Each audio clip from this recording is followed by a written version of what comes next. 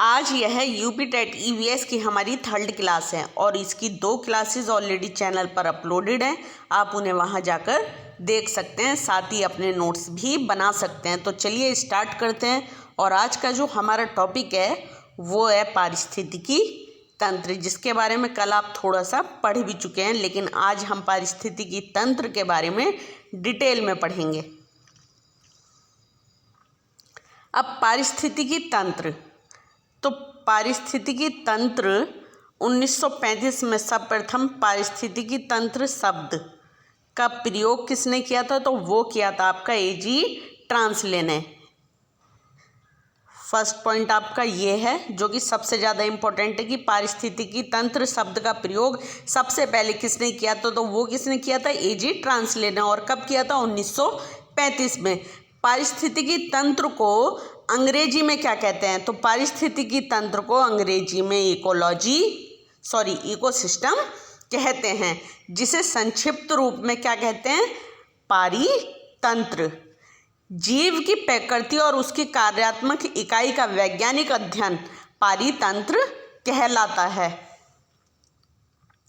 जीव की प्रकृति और उसकी कार्यात्मक इकाई का वैज्ञानिक अध्ययन ही क्या कहलाता है दोस्तों? आपका पारितंत्र। अब यहाँ पे पारितंत्र को और अच्छे से आप इस पॉइंट से समझेंगे कि जैविक व अजैविक घटकों के मध्य जो अंतःक्रिया का वैज्ञानिक अध्ययन ही पारितंत्र कहलाता है, क्योंकि पर्यावरण में जो जैविक और अजैविक घटक हैं वो अपनी आवश्यकताओं की पूर्ति के लिए एक दूसरे पर निर्भर करते हैं।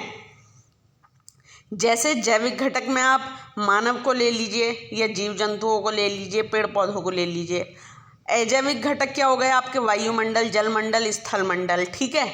अब जैसे मानव है वो अपनी आवश्यकताओं की पूर्ति के लिए किस पर निर्भर है?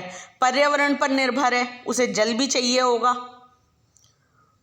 उसे कुछ खाद्य पदार्थ भी चाहिए होंगे। वो खाद्य पदार्थ उसे कहाँ से मिलेंगे? पेड़ पौधों से मिलेंगे, फसल से मिलेंगे। तो यहाँ पे क्या हो रहा है कि जैविक और अजैविक घटकों के मध्य जो अंतःक्रिया है उसका वैज्ञानिक अध्ययन ही क्या कहलाता है? आपका पारितंत्र। जैविक और अजैविक घटकों के बारे में आज हम डिटेल में पढ़ेंगे, तब आपको ये और भी अच्छे से समझ आएगा कि जैविक और अजैविक घटकों के मध्य अंतःक्रिया किस तरह से होती है।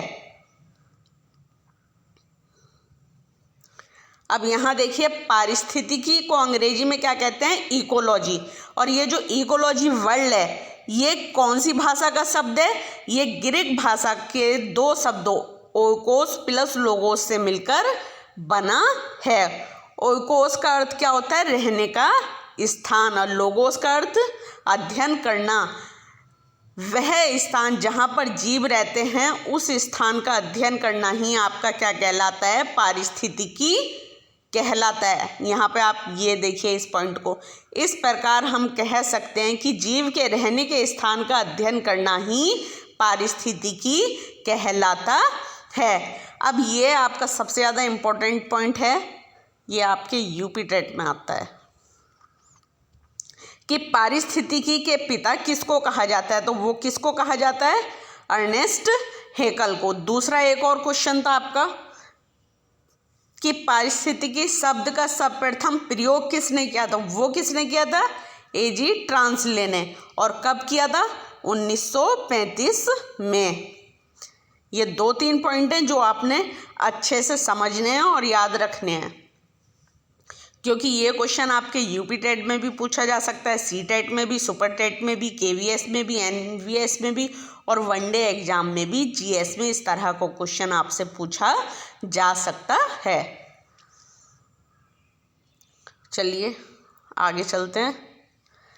पारिस्थितिकी शब्द को सर्वप्रथम जर्मन विद्वान अर्नेस्ट हैकल ने दिया था। किसी भी स्थान के जैविक अजैविक घटकों के मध्य एक पारिस्थितिकी संबंध पाया जाता है। ठीक है। ये जो जैविक घटक हैं इसके चारों ओर क्या हैं? अजैविक घटक। ठीक है। जो हमारे जैविक घटक हैं वो चारों ओर से किससे घिरे हुए हैं? अजैविक घटकों से। जैसे आप हैं, आपके चारों तरफ क्या है? पर्यावरण में स्थल मंडल है, जल मंडल है, वायुमंडल है। ठीक है, तो ये सब क्या हैं आपके जैविक और अजैविक घटक। अब इसी पारस्परिक संबंध को क्या कहा गया है, जो जैविक और अजैविक घटकों के मध्य जो संबंध है उसे ही पारिस्थितिकी तंत्र कहा गया है। यहाँ पे एक चीज़ आप अच्छे से समझिए कि आपके जैविक घटक हैं। ठीक है, अब इसके चारों तरफ स्थल मंडल, जल मंडल, वायुमंडल इत्यादि है। और आपके जैविक घटक कौन कौन से हो गए? आपके जैविक घटक कौन कौन से हो गए? आपका मानव, आपका पक्षी, पशु और पौधे। तो हम हैं, या जो भी चीज़ें, जैविक घटक क्या है? जो सांस ले सकते हैं, जिनमें जीवन होता है। जैविक घटक को याद रखने का सबसे अच्छा तरीका है जैविक घटक जिनमें जीवन है। और अजैविक घटक क्या होते हैं? जिनमें जीवन तो है लेकिन निर्जीव है। ठीक है, तो जैविक घटक जिनमें जीवन होता है, सजीव। सजीव कौन कौन? पेड़ पौधे, पशु पक्षी, मानव। ये क्या हो गए आपके जैविक घटक। अजैविक घटक वायुमंडल, स्थल मंडल, जल मंडल, ये सब क्या हैं आपके अजैविक घटक, जिनमें जीवन तो होता है लेकिन निर्जीव होते हैं। जीवन तो होता है ऐसा मतलब यह हमारे जीवन में कुछ चीज़ों की आवश्यकताओं की पूर्ति करते हैं। इसलिए जो स्थल मंडल और जैविक मंडल है, इन दोनों के बीच जो पारस्परिक संबंध है, इसे ही क्या कहा है? पारिस्थितिकी तंत्र। अब चलिए नेक्स्ट स्लाइड पर चलते हैं। ये वे आवश्यक तत्व हैं जो किसी तेल, समुद्र, मनुष्य, मैदानी स्थान विशेष पर पर्यावरण निर्माण के लिए आवश्यक हैं। अब जीव और उसके वातावरण, अजैविक के पारस्परिक संबंधों के मध्य जैविक और उसके पर्यावरण के अजैविक के पारस्परिक संबंधों के अध्ययन को ही पारिस्थितिकी कहा गया है। पारिस्थितिकी शब्द को सर्वप्रथम जर्मन वैज्ञानिक अर्नेस्ट हेकल ने दिया था। तो यहाँ आपको ये चीज़ क्लियर हो गई कि पारिस्थितिकी क्या है? जैविक और अजैविक घटकों के मध्य संबंध। ठीक है, और इस संबंध को ही क्या कहा है? पारिस्थितिकी। जीव वातावरण एक दूसरे को प्रभावित करते हैं। जीव और वातावरण जो हैं एक दूसरे को प्रभावित करते हैं। किसी भी स्थान के जैविक घटक व अजैविक घटक के मध्य एक पारस्परिक संबंध पाया जाता है। इस पारस्परिक संबंध को ही क्या कहा गया है? पारिस्थितिकी तत्व कहा गया है।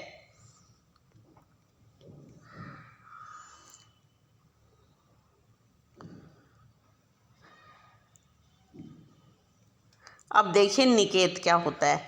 भिन्न भिन्न जीवों का पर्यावास एक हो सकता है, जैसे हाथी है, शेर है, ये सब का आवास एक हो सकता है, उसे ही क्या कहा है इन्होंने? निकेत। जीव के कार्य करने की क्षमता सदैव अलग अलग होती है। किसी भी जीव की कार्यात्मक क्षमता और व्यापारिक इकाई अलग अलग होती है। जैसे कि आप अपने आप को ले लीजिए, 2-3 बच्चे हैं, कोई किसी कार्य को 2 घंटे में करेगा, कोई किसी कार्य को 4 घंटे में करेगा, कोई किसी काम को करने में परफेक्ट है, कोई किसी काम को करने में परफेक्ट है। तो ये सब क्या है कि जीव के कार्य करने की क्षमता सदैव अलग अलग होती है। किसी जीव की कार्यात्मक क्षमता, व्यापारिक इकाई अलग अलग होती है। पर्यावास। पर्यावास में जीव का आवास ही उसका पर्यावास कहलाता है।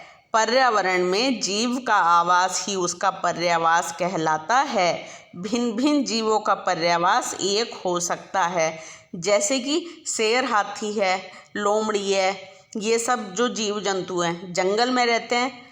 अब जंगल तो एक है, मतलब एक स्थान का एक जंगल है मान लो आप, तो वहाँ पे अलग अलग तरह के जीव जंतु जो हैं एक ही जंगल में एक साथ रह रहे हैं, और भिन्न भिन्न जीवों का पर्यावास अलग अलग भी हो सकता है। अब पारिस्थितिकी तंत्र के प्रकार, कि पारिस्थितिकी तंत्र के प्रकार कौन कौन से हैं। तो प्राकृतिक पारिस्थितिकी तंत्र, मानव निर्मित पारिस्थितिकी तंत्र। प्राकृतिक पारिस्थितिकी तंत्र जो प्रकृति से बने हैं, ठीक है। मानव निर्मित जो मानव से बने हैं, जिन्हें मानव ने बनाया है। अब देखो प्रकृति से जो बने हैं, जंगल का पारिस्थितिकी तंत्र हो गया, क्या इसे मानव ने बनाया है? नहीं, ये अपने आप से बना हुआ है। समुद्र का पारिस्थितिकी तंत्र, क्या इसे मानव ने बनाया है? नहीं, अपने आप से ये प्रकृति द्वारा बनाए गए हैं। और मानव निर्मित कौन सा हो गया? आपने देखा भी होगा आपके घरों में या ऑफिसेज वगैरह में और शॉप वगैरह पे रखा हुआ एक्वेरियम, जो कि मानव निर्मित है, मानव द्वारा बनाया गया है। यहाँ पे आपको ये चीज़ क्लियर हो गई होगी। अब यहाँ देखिए, इसे और अच्छे से समझिए। प्राकृतिक पारिस्थितिकी तंत्र, इस तंत्र को प्रकृति के द्वारा निर्मित किया गया है। अब ये देखिए कि कौन कौन से हैं प्राकृतिक पारिस्थितिकी तंत्र कहलाते हैं। वन्य पारितंत्र, क्या वन को मानव ने बनाया? नहीं, वो स्वयं निर्मित है, प्रकृति द्वारा बना हुआ है। नदी का पारितंत्र, क्या इसे मानव ने बनाया है? स्वयं निर्मित है। तालाब का पारितंत्र, झील का पारितंत्र, ये सब प्रकृति द्वारा बनाए गए हैं। इन्हें बनाने में मानव का किसी भी तरह का सहयोग नहीं है। मानवकृत पारिस्थितिकी तंत्र, इसका निर्माण मानव के द्वारा किया जाता है, ठीक है। जैसे धान के खेत का पारितंत्र हो गया, या किसी फसल का पारितंत्र हो गया, या एक्वेरियम का पारितंत्र हो गया। एक्वेरियम भी मानव ने तो बनाया है। धान के खेत या फसल, ये कौन करता है? खेती का कार्य कौन करता है? मानव करता है। तो धान के खेत का पारितंत्र भी किसने बनाया है? मानव ने।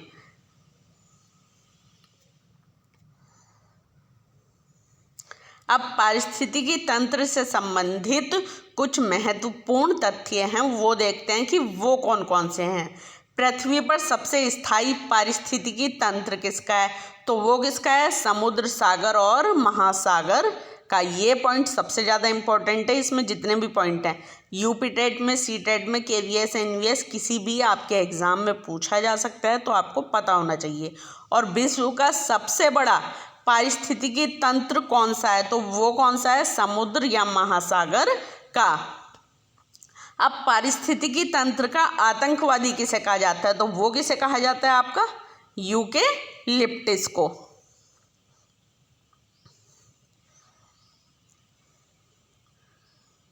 सामाजिक वानिकी का आतंकवादी किसे कहा जाता है पारिस्थितिकी तंत्र में? तो वो कौन सा है? वो भी यूकेलिप्टस है। पारिस्थितिकी तंत्र का मित्र किसे कहा जाता है? वो किसे कहा जाता है? पीपल, बरगद, नीम और तुलसा का पेड़, इन्हें पारिस्थितिकी तंत्र का मित्र कहा जाता है। ये यूपी टेट में पूछा भी जाता है कभी कभी क्वेश्चन कि पारिस्थितिकी तंत्र का मित्र किसे कहा जाता है, और आपको 4 विकल्प दे देते हैं, उनमें से कोई भी एक विकल्प ये होगा तो वही आंसर आपका होगा। अब किसानों का मित्र किसे कहा जाता है? तो वो किसे कहा जाता है? केंचुए और सांप को।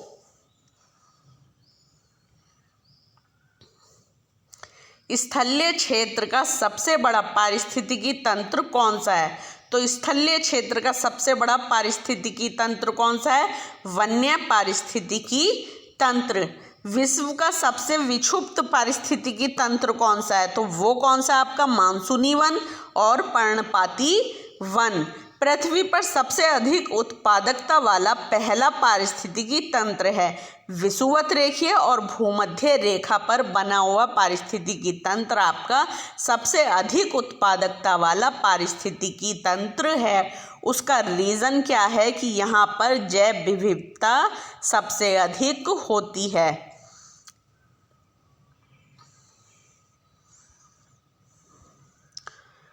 उसका रीज़न क्या है कि यहाँ पे जैव विविधता सबसे अधिक होती है।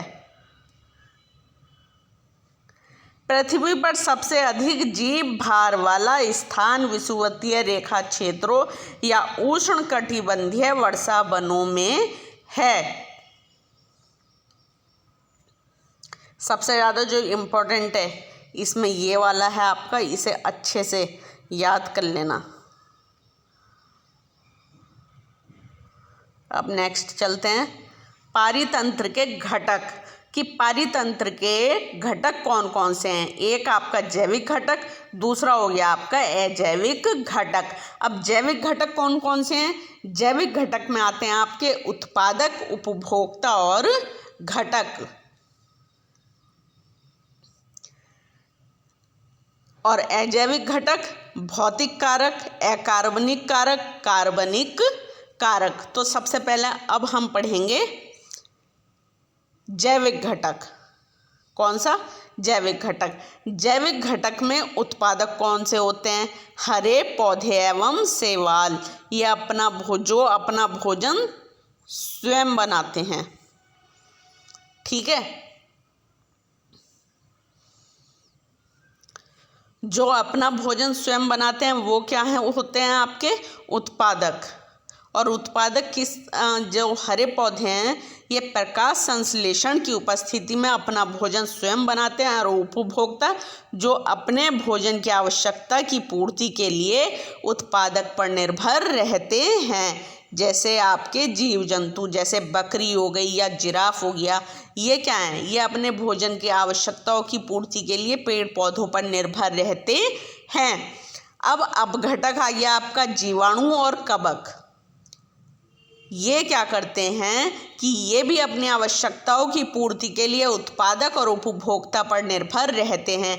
ये सड़े गले मृत जीव जंतुओं या पेड़ पौधों को खाकर उन्हें मिट्टी में मिला देते हैं, मिट्टी की उर्वरक क्षमता को बढ़ा देते हैं। इन्हें, ये जो अपघटक हैं, इन्हें सफाई कर्मी भी कहा गया है। क्यों? क्योंकि ये पर्यावरण मित्र हैं एक तरीके से। ये सड़े गले जीव जंतुओं को खाकर पर्यावरण को साफ करने का कार्य करते हैं। अब यहाँ देखिए पारितंत्र के घटक। एक सेकंड। पारितंत्र के घटक, पारितंत्र के अजैविक घटक और जैविक घटक दो होते हैं।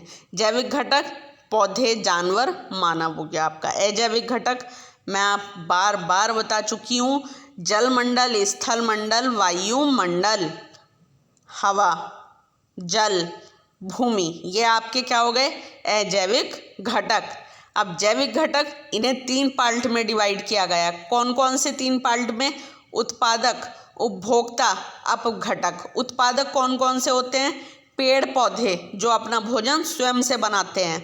उपभोक्ता ये 4 होते हैं, शाकाहारी, मांसाहारी, सर्वाहारी, परजीवी।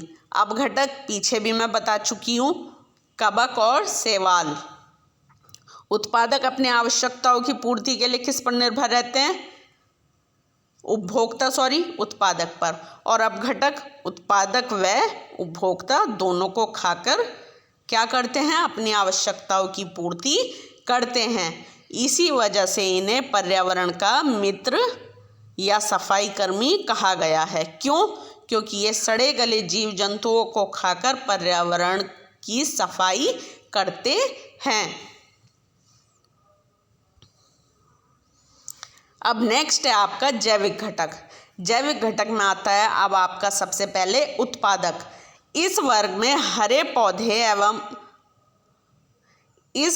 हरे पौधों एवं शैवालों को सम्मिलित किया जाता है। इन्हें स्वयंपोषी भी कहा जाता है। सॉरी, यहाँ ये सही कर लें आप। इस वर्ग में हरे पौधों को सम्मिलित किया जाता है, इन्हें स्वयंपोषी भी कहा जाता है। स्वयंपोषी का मतलब क्या है, यहाँ स्वयं से ही आपको स्वयं से पता चल जाएगा, स्वयं, जो अपना भोजन स्वयं से बनाते हैं। हरे पौधे में क्लोरोफिल उपस्थित होता है। हरे पौधों में क्या होता है, क्लोरोफिल। सूर्य के प्रकाश की उपस्थिति में कार्बन डाइऑक्साइड, जल, खनिज तत्व लेकर अपना भोजन बनाते हैं। तो उत्पादक क्या हो गए आपके, जो अपना भोजन स्वयं से बनाते हैं। ये सूर्य के प्रकाश की उपस्थिति में प्रकाश संश्लेषण के द्वारा क्रिया करके कार्बन डाइऑक्साइड, जल एवं खनिज तत्व लेकर अपना भोजन बनाते हैं। और इन पौधों में क्या पाया जाता है, हरे पेड़ पौधों में क्लोरोफिल। अब नेक्स्ट चलते हैं। पौधों में बना भोजन ग्लूकोज रूप में पौधों के विभिन्न भागों में फ्लोएम के द्वारा पहुंचता है। पौधों में जो भोजन बनता है वो किस रूप में पौधों में संचित होता है, ग्लूकोज के रूप में। और यह पौधों के विभिन्न भागों में किसके द्वारा पहुंचता है, फ्लोएम के द्वारा पहुंचता है। पौधों में जल एवं खनिज तत्व किसके द्वारा पहुंचते हैं, जाइलेम के द्वारा पौधों के विभिन्न भागों में पहुंचते हैं। फ्लोएम के द्वारा भोजन और जल जाइलम, इतना सा याद रखना है बस। उत्पादक वर्ग से तात्पर्य वनस्पति जगत से होता है। वनस्पति जगत ऊर्जा सूर्य से प्राप्त करते हैं और कार्बन डाइऑक्साइड वायुमंडल से प्राप्त करते हैं। मृदा से खनिज तथा जल प्राप्त करके अपना भोजन स्वयं बनाते हैं।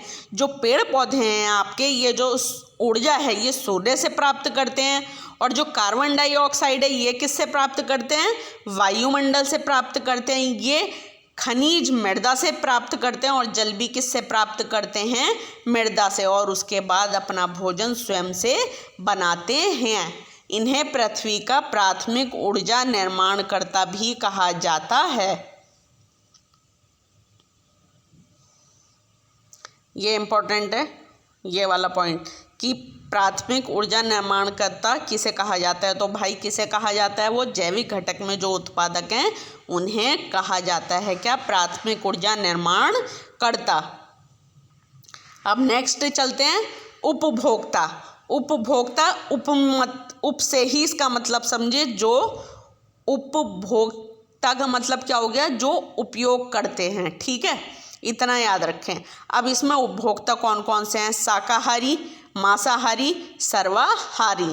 प्राथमिक उपभोक्ता कौन से हो गए, गाय, भैंस, हिरण, जो कि आपके शाकाहारी होते हैं।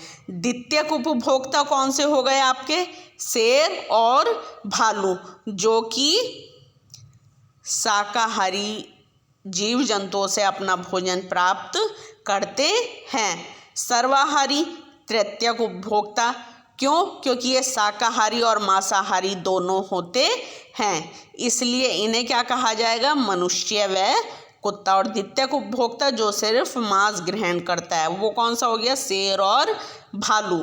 शाकाहारी पेड़ पौधों को कहा गया है, ठीक है। ये आपने याद रखना है कि शाकाहारी प्राथमिक उपभोक्ता होते हैं, मांसाहारी द्वितीयक उपभोक्ता होते हैं, और लास्ट आपका सर्वाहारी जो कि मनुष्य है। यह मांस भी खाता है और यह साग सब्जियां भी खाता है। यह शाकाहारी भी होता है और मांसाहारी भी होता है, जिस कारण से मनुष्य को सर्वाहारी कहा जाता है। अब प्राथमिक उपभोक्ता देखते हैं ये क्या होते हैं। वे जीव जो पौधों या उसके किसी भाग को भोजन के रूप में ग्रहण करके पोषण की पूर्ति करते हैं, वे पारितंत्र के प्राथमिक उपभोक्ता कहलाते हैं। जैसे जीव जंतु, कुछ जीव जंतु पौधों की सिर्फ पत्तियां खाते हैं, जैसे आपका जिराफ हो गया, बकरी हो गया। कुछ जीव जंतु फल खाते हैं, मानव क्या है, फल खाता है, ठीक है। प्राथमिक उपभोक्ता वे जीव जो पौधों या उसके किसी भाग को भोजन के रूप में ग्रहण करके पोषण की पूर्ति करते हैं, अपनी आवश्यकता की पूर्ति करते हैं, वे पारितंत्र के प्राथमिक उपभोक्ता कहलाते हैं, जैसे आपका गाय, भैंस, हिरण, टिड्डा। नेक्स्ट चलते हैं द्वितीयक उपभोक्ता। वे जीव जो अपने ऊर्जा की पूर्ति, अपने आवश्यकता की पूर्ति, अपने भोजन की पूर्ति के लिए केवल मांस पर निर्भर करते हैं या प्राथमिक उपभोक्ता को भोजन के रूप में ग्रहण करते हैं, वे द्वितीयक उपभोक्ता कहलाते हैं, जो सिर्फ मांस की पूर्ति, मांस से ही अपनी आवश्यकता की पूर्ति करते हैं, जैसे आपका शेर, भालू और चीता, जो कि मांसाहारी होते हैं। मैंने पहले भी बताया कि द्वितीयक उपभोक्ता जो कि मांसाहारी होते हैं, प्राथमिक उपभोक्ता जो कि शाकाहारी होते हैं, और लास्ट है आपका तृतीयक उपभोक्ता। वे जीव जिसे शाकाहारी एवं मांसाहारी दोनों के गुण पाए जाते हैं। यहाँ इसे सही कर लेना, मैं का गे कर लेना, ठीक है। वे तृतीयक उपभोक्ता कहलाते हैं, जैसे कि आपका मानव, यह तृतीयक उपभोक्ता की श्रेणी में आएगा, क्योंकि यह सर्वाहारी और मांसाहारी दोनों है। यह शाकाहारी भोजन भी करता है और यह मांसाहारी भोजन भी करता है। इन्हें उच्च मांसाहारी भी कहा जाता है, मनुष्य व कुत्ता। अब नेक्स्ट चलते हैं आपका उपभोक्ता। आपका उत्पादक हो चुका है, अब चलते हैं आपका उपभोक्ता। इस वर्ग में जीव जंतुओं को सम्मिलित किया जाता है। ऐसे जीव जो उत्पादक को अपना भोजन बनाते हैं शाकाहारी उपभोक्ता कहा जाता है, गाय, हिरण, हाथी इत्यादि। ऐसे उपभोक्ता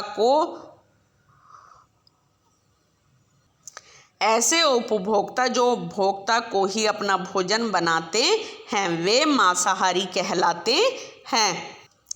उपभोक्ता के बारे में पीछे मैं एक स्लाइड में आपको अच्छे से पढ़ा चुकी हूँ। अब इसे नॉर्मली वे में आप एक बार ऐसी देख लें, ठीक है।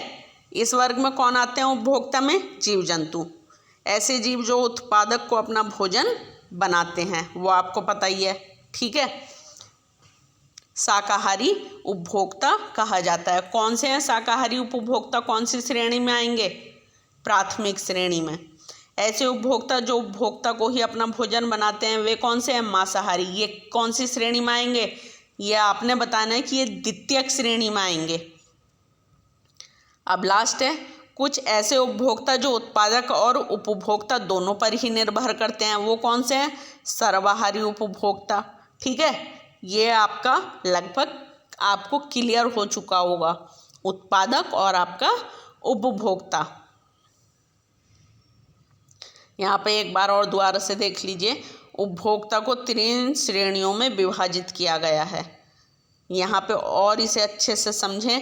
प्राथमिक श्रेणी के उपभोक्ता उत्पादक पर ही निर्भर करते हैं, जैसे आपका जिराफ, गाय, भैंस, बैल, हिरण। द्वितीयक श्रेणी के उपभोक्ता कौन से हैं? मेंढक, सांप, बिल्ली, भेड़िया। तृतीयक श्रेणी के उपभोक्ता तेंदुआ, भालू, चिड़िया, चील, बाज, मोर, गिद्ध। ये आपको पीछे भी मैंने आपको क्लियर कराया है, यहाँ देखिए।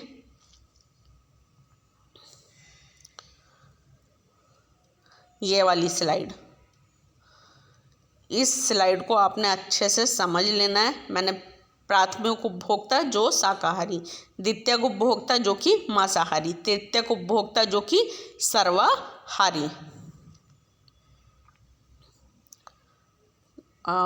ये रहा आपका, ठीक है। ये चीज़ आपको क्लियर हो चुकी है। प्राथमिक श्रेणी के कौन से होते हैं और द्वितीयक श्रेणी के और तृतीयक श्रेणी के, ये अच्छे से आपने क्लियर करना है, क्योंकि ये यूपी टेट और सी टेट दोनों के लिए सबसे ज़्यादा इम्पोर्टेंट है। अब आता है लास्ट आपका अपघटक। अपघटक में मूल रूप से कवक और शैवाल आते हैं। कौन आते हैं? कवक और शैवाल। पीछे मैंने आपको कवक और शैवाल के बारे में कल थोड़ा सा बताया भी था कि ये कवक और शैवाल जो हैं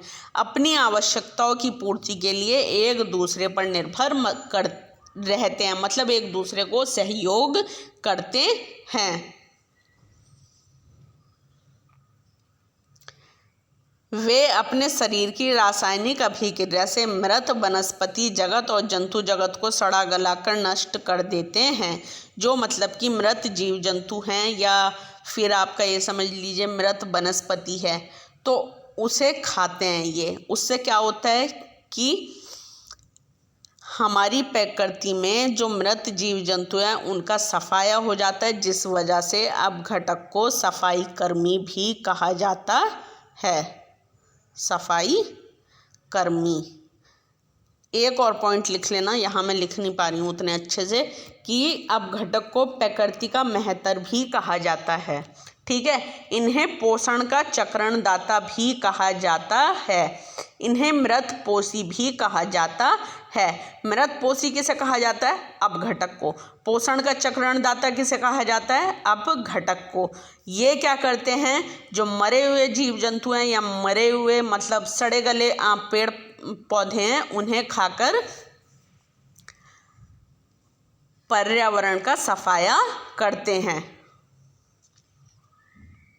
अब यहाँ देखिए आप, अपघटक में किसे सम्मिलित किया गया है? जीवाणु और कवक को अपघटक में सम्मिलित किया गया है। जो मैंने आपको पॉइंट बताया था अभी पीछे वाली स्लाइड में, वो ये रहा, सबसे ज़्यादा इम्पोर्टेंट है, इसे अच्छे से समझ लीजिए कि अपघटकों को प्रकृति का सफाई या प्रकृति का मेहतर कहा जाता है। इन्हें प्रकृति का सफाई कर्मी या प्रकृति का मेहतर क्यों कहा जाता है? क्योंकि ये मरे हुए जीव जंतुओं और पेड़ पौधों को खाकर प्रकृति का सफाया करते हैं, जिस वजह से इन्हें प्रकृति का सफाई कर्मी या प्रकृति का मेहतर भी कहा जाता है। अपघटकों के द्वारा पृथ्वी पर पाए जाने वाले जीवों एवं वनस्पतियों को नष्ट कर उन्हें पुनः प्रकृति में मिला देते हैं। अपघटक क्या करते हैं? अपघटकों के द्वारा जो है पृथ्वी पर जो जीव जंतु या वनस्पति पाई जाती हैं उन्हें नष्ट कर दिया जाता है और पुनः प्रकृति में मिला दिया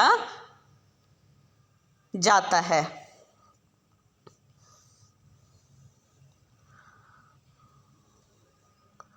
ठीक है, अब नेक्स्ट आपका अजैविक घटक।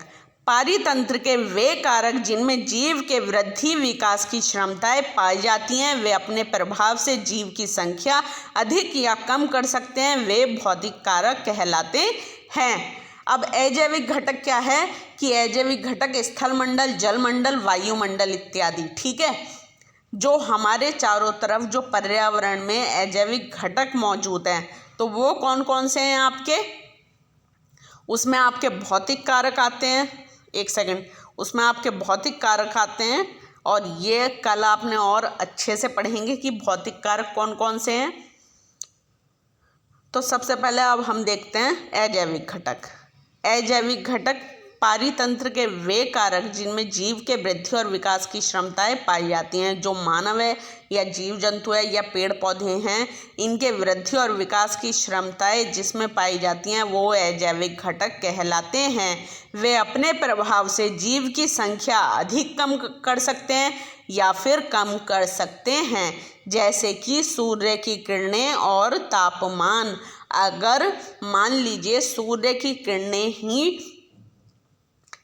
की किरणों से पौधों को ऊर्जा ही ना मिले, है ना, सूर्य की किरणें ही अगर पौधों पर ना मिले पड़े तो क्या पौधे अपना भोजन बना पाएंगे?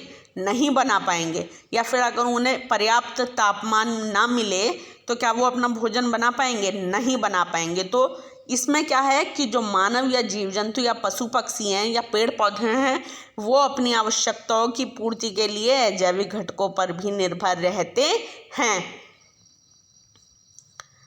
अजैविक घटक कौन कौन से हैं आपके?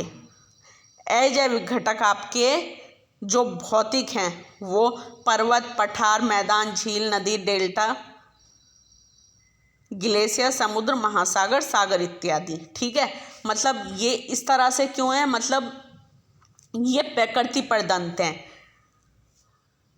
दूसरा है आपका कार्बनिक व अकार्बनिक। अब इसमें कौन कौन से, जैसे कार्बोहाइड्रेट, वसा, प्रोटीन, खनिज, विटामिन, तत्व इत्यादि, ये सब क्या हैं? आपके अजैविक घटक हैं। अजैविक घटक कौन कौन से?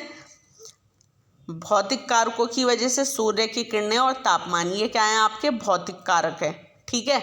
दूसरा आपके ये आ जाएंगे पर्वत, पठार, मैदान, मिट्टी, झील, नदी, डेल्टा, द्वीप, घाटी, ग्लेशियर, समुद्र, महासागर इत्यादि।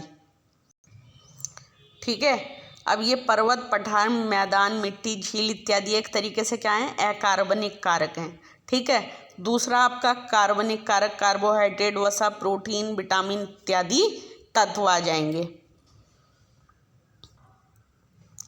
अब चलिए अजैविक घटक को और अच्छे से लास्ट स्लाइड से समझते हैं कि अजैविक घटक, अजैविक घटक मानव जिन पर निर्भर करता है, मतलब कि जैविक घटकों के चारों ओर जो अजैविक घटक पाए जाते हैं।